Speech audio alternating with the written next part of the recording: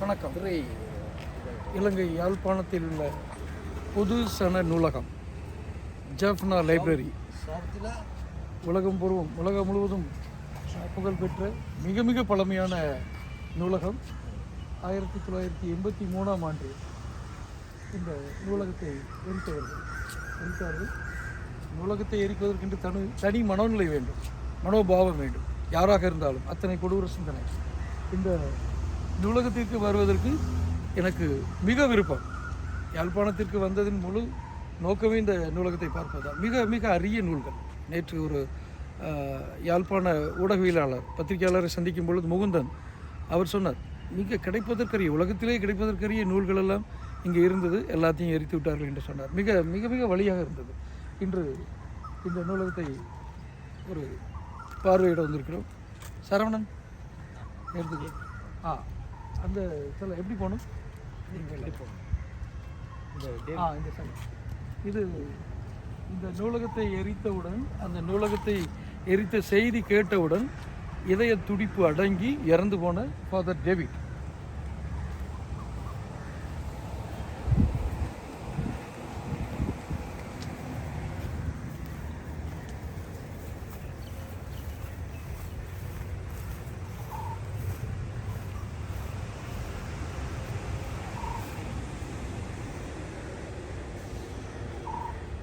ஒரு நூலகம் எரிந்தது, ஒரு நூலகம் மறைந்தது, ஒரு நூலகம் காணாமல் போய்விட்டது என்று சொன்னவுடன் ஒருவருடைய உயிர் பிரியும் என்றால் அவர் புத்தகத்தை எந்த அளவு நேசித்திருப்பார், எத்தனை தூரம் ஒரு வாசிப்பு பழக்கம் இருந்திருக்கும் என்பதை அவருடைய இறப்பின் மூலம் அறிந்து கொள்ள முடிகிறது.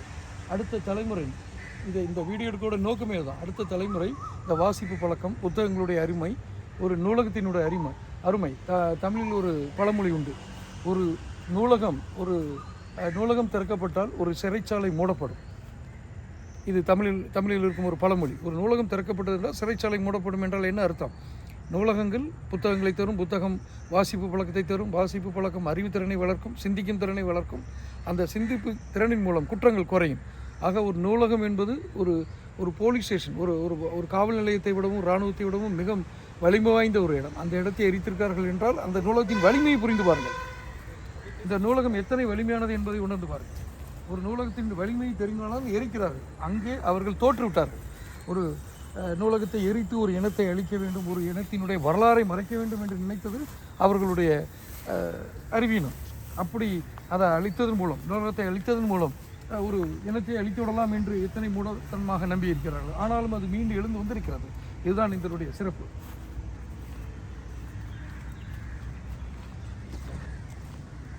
இன்று பொது விடுமுறை இலங்கையில். அதனால தான் இந்த நூலகத்தினை உள்ளே சென்று பார்க்கும் வாய்ப்பில்லை. ஐ திங்க் இன்னும் கூடிய விரைவில் அடுத்து இன்னும் சிறிது நாட்களில் இங்கே வந்து இந்த நூலகத்தினுடைய முழு பகுதியும் பார்க்கும் வாய்ப்பு நமக்கு கிடைக்கும் என்று நம்புகிறோம். திருவள்ளுவரின் சிலை,